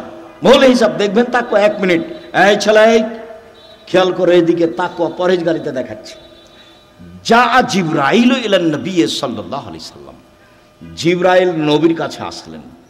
নবীর কাছে এসে বলছেন, হাজেহি খাদিজা, এই যে খাদিজা, এই যে খাদিজা আতাত, এই যে আসছে, এই যে খাদিজা আসছে, মাহা এনাউন, তার সাথে আছে একটা পাত্র, ফিহে এদামুন ওয়া তম, তাতে আছে তরকারি, তাতে আছে খাদ্য, তাতে আছে তরকারি, তাতে আছে খাদ্য। ও আপনার কাছে এটা নিয়ে আসছে। শোনেন, মুহাম্মদ সাল্লাল্লাহু আলাইহি ওয়াসাল্লাম জিবরাইল বলছেন। কে বলছেন বলেন তো? জিবরাইল বলছেন। কাকে বলছেন? আমাদের নবী মুহাম্মদ সাল্লাল্লাহু আলাইহি ওয়াসাল্লাম বলছেন, ফাকরা আলাইহা সালাম মিন রাব্বিহা ওয়া মিন্নি, ওকে বলে দেন খাদিজা আল্লাহ তোমাকে সালাম দিয়েছে। খাদিজা, জিবরাইল তোমাকে সালাম দিয়েছে। ও বাশশারা বে বাইতিন ফিল জান্নাহ মিন সাকাবিন, আর বলে দেন খাদিজা তোমার জন্য জান্নাতে একটা ঘর বানানো হয়েছে হীরা মুক্তা মাণিক্য দিয়ে, লা সাখাবা ফিহে ওয়ালা নাসাবা, সেখানে নেই কোনো হইচই, নেই কোনো কষ্ট ক্লেশ ক্লান্তি, সেখানে নেই কোনো হইচই হই হুল্লাড়, সেখানে নেই কোনো কষ্ট ক্লেশ দুঃখ দুর্দশা, কিছু নেই। বলে দেন 3টা কথা। 1, খাদিজা আল্লাহ তোমাকে সালাম দিয়েছে। 2, খাদিজা জিবরাইল তোমাকে সালাম দিয়েছে। 3, খাদিজা তোমার জন্য একটা জান্নাতে ঘর বানানো হয়েছে, জিবরাইল বলেন আমাকে। দেখলেন, খাদিজা একজন মহিলা মানুষ, কি করেছেন, কি করেন এমন?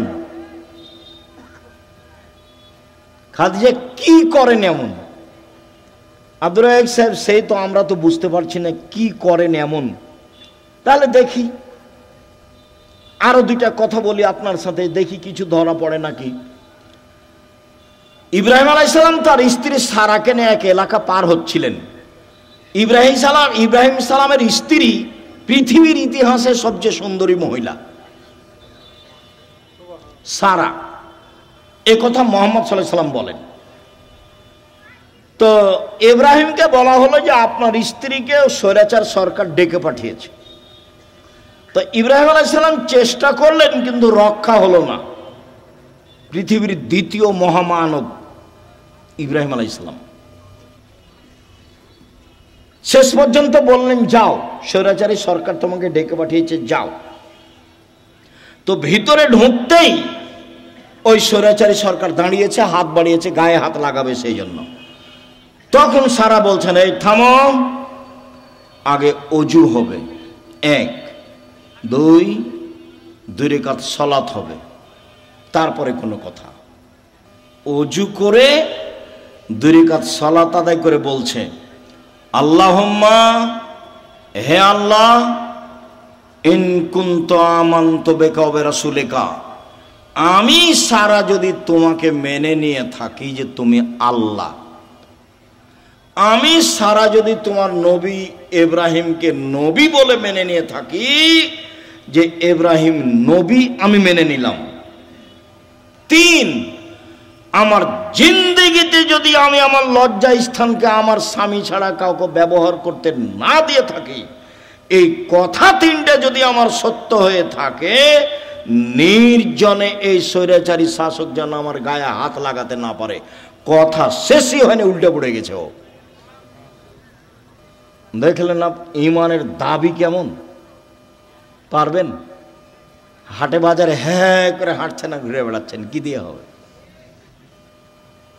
বাড়িতে যাবেন, টিভি চলছে, স্বামী তো কেমন আপনি ভালো জানেন। আপনার স্বামীকে আমি খাটো করে কষ্ট আপনাকে দিতে চাই না, তবে আপনার স্বামী কাপুরুষ আমার কাছে ধরা পড়ে, এটা ঠিক।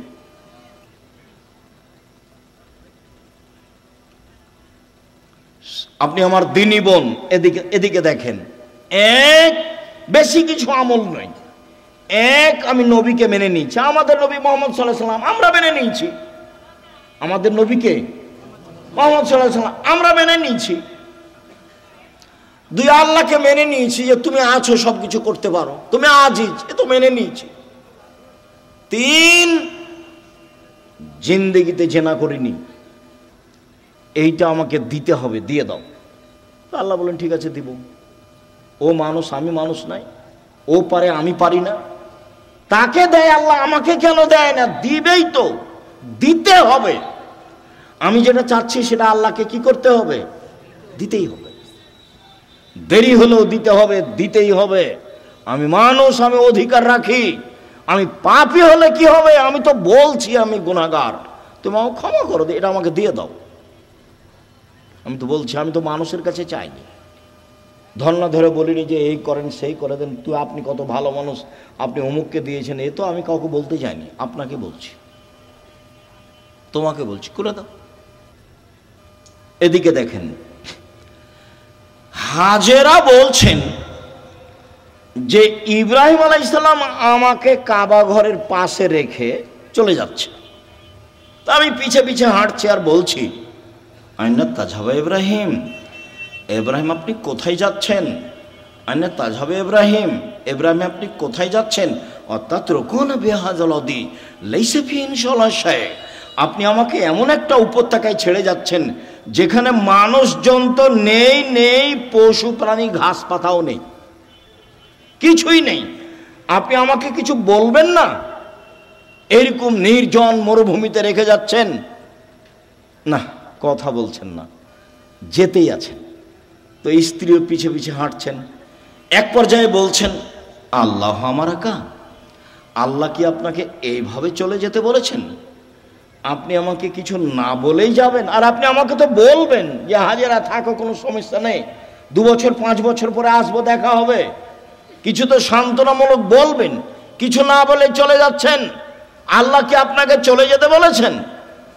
তখন ইব্রাহিম আলাইহিস সালাম বলছেন, নাম, হ্যাঁ চলে যেতে বলেছেন। তখন তিনি বলছেন, ফালাই সাইয়্যিদুল্লাহ তাআলা, ঠিক আছে, আল্লাহ আমাকে ধ্বংস করবেন না। ধ্বংস করবেন না মানে উনি কি খেয়ে থাকবেন? আরে কয়েকশো কিলোমিটারের মধ্যে কোনো মানুষ নেই, দোকানপাট নেই, গাছপালা নেই, ঘাস পাতা নেই, কোনো কিছু নেই, তার আল্লাহর উপরে কত ভরসা। বলছে ঠিক আছে, তাহলে আল্লাহ আমাকে ধ্বংস করবেন না।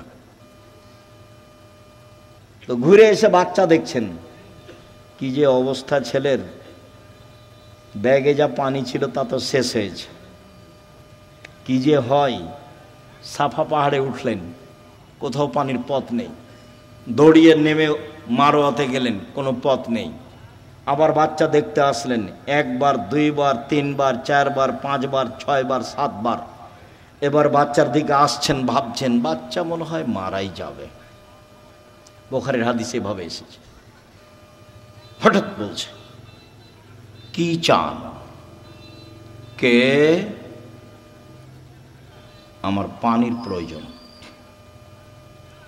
ঠিক আছে, পানির প্রয়োজন বলতেই জিবরাইল বাচ্চার পাশে, জিবরাইল নিজের পা দিয়ে আঘাত করলেন। বাচ্চার পায়ে আঘাত হয়েছে কথা মিথ্যে, বাচ্চার পায়ে জমজম চালু হয়েছে কথা মিথ্যে। জিবরাইল নিজে পায়ের আঘাত করতে পানি একবারে জোরে ফুটে বের হতে লাগলো। তখন হাজেরা পানিগুলি থামাতে লাগলেন, জম জম মানে থামো, উনি বাঁধ দিয়ে পানিগুলো থামাচ্ছেন। আল্লাহ রাসূল বলছেন, যদি হাজেরা পানি না থামাতেন তাহলে জমজমের পানি সারা পৃথিবীতে ছড়িয়ে পড়ত। এভাবে রাসূল সাল্লাল্লাহু আলাইহি ওয়াসাল্লাম বলছেন। আপনি মহিলা মানুষ নিরাশা হন কেন?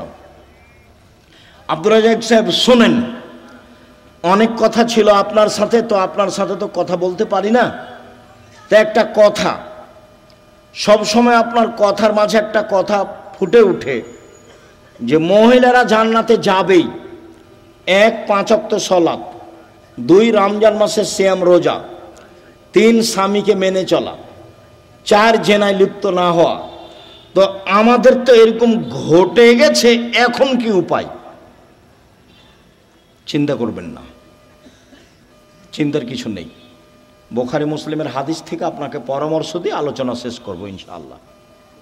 1, আপনি আজ থেকে বন্ধ করেন, কোনো ছেলে যদি আপনার সাথে কথা বলতে চায় তাহলে আপনি বলবেন ইন্নী আখাফুল্লাহ, আমি আল্লাহকে ভয় করি। তোমরাকে বলছি, মোবাইলে কোনোদিন আর মেয়ের সাথে কথা বলবা না, বলবো যে আল্লাহকে ভয় করি।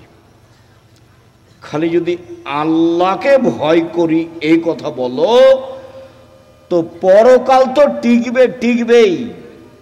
পৃথিবীর কোনো বিপদ তোমার সামনে এসে তোমাকে ধ্বংস করতে পারবে না। 1, 2, জেনা বন্ধ, আজ থেকে বন্ধ। তুমি যদি এই সিদ্ধান্ত নিতে পারো জেনা বন্ধ, যে কোনো বিপদ থেকে বেঁচে যাওয়া। প্রমাণ দিতে পারবা? ওই যে বুখারী মুসলিম, ওই যে ঘটনা, 3 জন রাস্তায় হাঁটছিল, বৃষ্টি আসলো, গর্তে ঢুকে গেল, ওপর থেকে পাথর এসে মুখটা আটকা পড়ে গেল। একজন বলল যে বাপ মাকে ভালোবাসি, পাথর সরিয়ে দেন। তা আল্লাহ বললেন দিলাম। একজন বলল যে একটা লোককে কাজে নিয়েছিলাম, অর্ধেক দিন কাজ করে চলে গেল, টাকা দিতে চাইলাম, নিল না। আমি ওর টাকা বাড়াতে অনেক গরু ছাগল করে দিলাম। একদিন এসে বলছে আমাকে টাকা দেন। আমি বললাম গরু ছাগল নিয়ে যাও। আমাকে বলছে মজাক করবেন না। না, মজাক করিনি, তুমি সবই নিয়ে যাও। সবই নিয়ে গেছে। তো এই কাজটা যদি ভালো করে থাকি পাথর সরিয়ে দাও, বলে দিলাম। তার একজন বলছে আমার চাচাতো বোনের সাথে আমি জেনা করতে চেয়েছিলাম, তো আমাকে 200টা স্বর্ণ মুদ্রার কথা বলেছিল। আমার চাচাতো বোন ভেবেছিল আমি গরিব মানুষ, টাকা সংগ্রহ করতে পারবো না স্বর্ণ মুদ্রা। আমি হাড় ভাঙা পরিশ্রম করে লম্বা সময় 200 দিরহাম দেনার জমা করে তাকে দিলাম। আমি জেনায় বসেছি, জেনা করব। তখন আমাকে বলছে দেখ আল্লাহকে ভয় কর, আমাকে অসতী প্রমাণ করিস না। দেখ তুই আল্লাহকে ভয় কর, আমাকে জেনাকারিনী মহিলা হিসাবে গণ্য করিস না, আমাকে অসতী প্রমাণ করিস না। তা আমি অন্যায় করিনি, উঠে গেছি। তো দেখো তাহলে পাথর সরিয়ে দাও। তা আল্লাহ বলছেন দিলাম। এ দেখেন, বোঝা গেল না কথা? আর এদিকে আল্লাহ বলছেন অনাহা নাফসা আনিল হাওয়া ফাইনাল জান্নাত হিয়াল মাওয়া। কেউ যদি নিজেকে অশ্লীল কাজ থেকে ঠেকাতে পারে, আমি আল্লাহ তাকে জান্নাতুল মাওয়া দিলাম। আপনি রাতের লম্বা আলোচনা আছে, বক্তব্যের রেকর্ডিংয়ে আছে, সেখান থেকে নেবেন। আপনাকে নেওয়ার জন্য আন্তরিকভাবে অনুরোধ জানিয়ে কয়েকটি জরুরি কথা, চলাচল বন্ধ করে কথা শুনবেন। আর আমি কোনো সময় আসলে আমার একটা অনুরোধ রক্ষা করবেন, কাজ মাথায় করে নিয়ে আসছেন না। আপনি যখন রাস্তায় হাঁটেন, গল্প করেন, তখন আপনার কাজটাকে আমি ঘৃণা করি, আমাকে ভালো লাগে না। আর আমি আমার কথার উপরে খুব বিশ্বাসী যে আমি কোরআন হাদিসের কথা বলি। আমার জীবনে আমি কোনোদিন রূপক অপ্রয়োজনীয় কথা বলিনি। তো আপনার হেঁটে বেড়াটা, আপনার গল্প করাটা, আপনার চায়ের স্টলে বসে থাকাটা, এটা আমি ঘৃণা করি। কাজে এই সময় আপনি আমাকে কাজ দেখাবেন না। কি করবেন? গিয়ে দোকানে বসে থাকবেন, নাহলে বউয়ের সাথে গিয়ে ঝগড়া লাগাবেন। কি কাজ আছে? আমি তো আপনার এলাকায় থাকি, যে আপনার কাজ আমি খুব ভালোভাবে বুঝি। আর জমি জায়গার চাষ যদি বলেন, তা আমার আব্বা কৃষক মানুষ ছিলেন, আমিও কৃষকতাকে ভালো বুঝি। জমি চাষ করা, কিভাবে ধান উৎপাদন হবে, কিভাবে আমার আব্বাকে আমি দেখেছি। কাজে আপনার কাজকর্ম আমি ভালো জানি।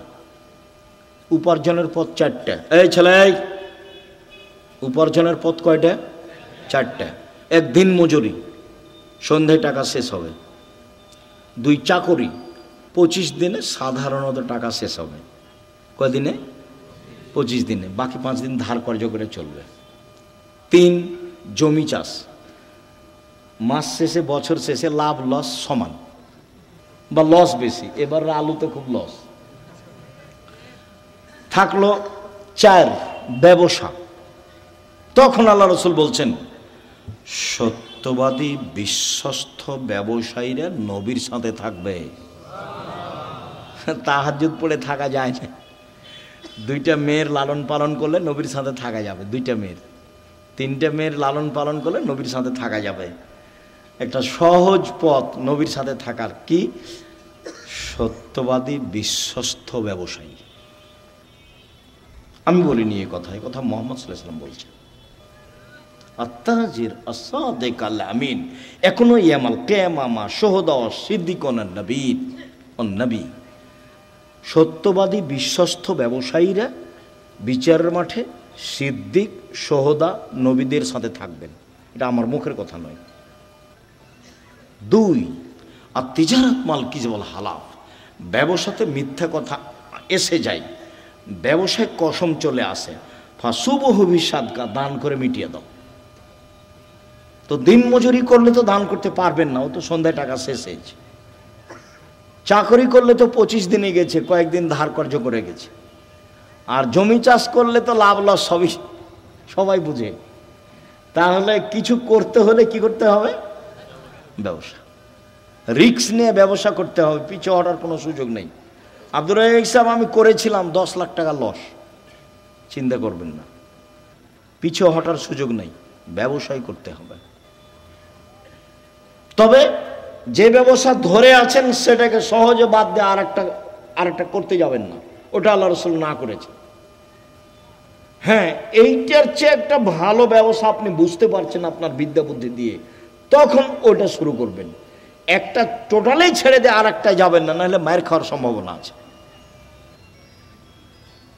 তাহলে রুজি উপার্জনের সবচেয়ে উত্তম পথ কোনটা? ব্যবসা। আমি চকলেট দিয়ে ব্যবসা করতে বলিনি, আমি বলেছি সবচেয়ে কম পয়সার ব্যবসা কি? চকলেট। আমি বলিনি যে চকলেটেরই ব্যবসা করতে হবে। আমি বলেছি শ্বশুরের কাছে যৌতুক নিও না, চকলেটের ব্যবসা করো। তা আমি কি চকলেটেরই ব্যবসা করতে বলেছি, না লোন লাগবে না কিদের ব্যবসা কিসের করতে হবে? কম টাকার, তাহলে লোন নেওয়া লাগবে না। কলার ব্যবসা করতে বলেছি, লোন নেওয়া লাগবে না। আর কলকাতায় হিরোইন কিনে ঢাকায় বিক্রি করতে নিষেধ করেছি, শ্বশুরের কাছে টাকা নিতে নিষেধ করেছি, খুব শক্তভাবে নিষেধ করেছি। এবং এ কথা বলেছি, ভিক্ষা করে টাকা দিয়ে চাউল কিনে ভাত খেয়ে ইবাদত কবুল হবে, শ্বশুরের কাছে যৌতুক নিয়ে এসে টাকা দিয়ে চাউল কিনে ভাত খেয়ে ইবাদত কবুল হবে না। শ্বশুরের কাছে টাকা নেওয়া জুলুম, ওটার নাম কি? যৌতুক। সন্ধ্যা হতে হতে টাকা ফেরত দিতে হবে, দিতেই হবে যে কোনো মূল্যে। নিজে উপার্জন করে খেতে শিখো, দিন মজুরি করে খাও, সহজ পথ। ব্যবসা করো ছোট, সহজ পথ। শুকরিয়া, জাযাকুমুল্লাহ খায়র। সম্মানিত দিনী ভাই বোন, আপনাদের সাথে জরুরি কথা, কোনোদিন আসলে এই থামো, ছেলে থামো, সবাই উপস্থিত হওয়ার চেষ্টা করবেন, ভাই বোন সবাই। 1 জরুরি কথা, আল ইতিসাম পত্রিকা সহ অন্যান্য বইগুলি নিয়ে যাবেন। যে আলোচনা করছিলাম সে আলোচনা উপদেশ বইয়ে আছে আর আদর্শ নারীতে আছে। জরুরি কথা, সামনে মাসে 6-7 সম্মেলন, সবাই আসবেন, দেশ বিদেশের আলেম ওলামা আছে। 6-7 নভেম্বর সম্মেলন। আর জামিয়া সালাফে ভর্তির তারিখ হলো 1 জানুয়ারি। ডিসেম্বরে ফরম, 1 জানুয়ারি ভর্তি। সকলের কল্যাণ কামনা করে সকলকে পত্রিকা বই পুস্তক নেওয়ার জন্য আন্তরিকভাবে অনুরোধ জানিয়ে, বই পুস্তক পত্রিকা আছে কোথায়? ও স্টেজে আছে। কেউ যাবেন না, আপনি পড়বেন না, হলে আপনার ভাই বোন আত্মীয় স্বজন কেউ পড়বে। পত্রিকা বই পুস্তক নিয়ে যাবেন। আজকের আলোচনা আছে উপদেশ বই এবং আদর্শ নারীতে। খন্দকের যুদ্ধে রাসূল সাল্লাল্লাহু আলাইহি ওয়াসাল্লাম সালাত কাজা করেছিলেন কেন? এইটার 2টা কথা আছে। তার প্রথম কথা হলে যে সলাতের বিষয়টি তখনও সেভাবে তাকে অবগত করানো হয়নি। আর আরেকটা কথা আছে, আর সূর্যকে আবার ফেরত দেওয়া হয়েছিল নির্ধারিত সময়ে সলাত আদায়ের জন্য। কাজে তুমি যেটা বুঝেছ সেটা ভুল হয়েছে। আল্লাহকে মানুষ কখন সরাসরি নিজ চোখে দেখতে পাবে? জান্নাতে। শফিকুল নামের এক যুবক আগামীকাল তার অপারেশন, তার জন্য দোয়া। আজবিল বাস রাব্বানা সাসপেন তাসাফিল আসেফাইল। কিছু ইসলামী দলের নেতারা পূজা মণ্ডপে পরিদর্শন করেন। পূজা মণ্ডপে যাওয়া হারাম, শিরক। আমাদের এই মোল্লাপাড়ায় নতুন ঈদগাহ ময়দান হয়েছে, যেখানে প্রথম জামাতে নামাজে পড়ে হাত তুলে দোয়া করা হয়নি। ঈদের নামাজের পরে হাত তুলে দোয়ার বিধান কি? ঈদের নামাজের পরে হাত তুলে দোয়া করার বিধান বিদাত। হ্যাঁ, হাত তুলে দোয়া করা তো ব্যক্তিগত ব্যাপার। এই যে দোয়ার বই আছে, নিয়ে যান, পড়েন। 16টা স্থান উল্লেখ করা আছে আর 32টা হাদিস দেওয়া আছে হাত তুলে দোয়া করার। হিন্দুর মন্দিরে গিয়েছে,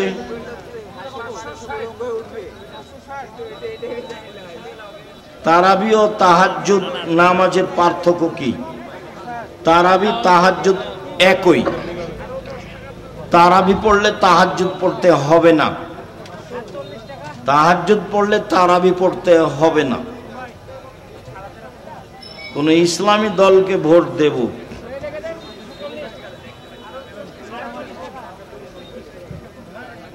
টাই পরা যাবে কি না পরাই উত্তম?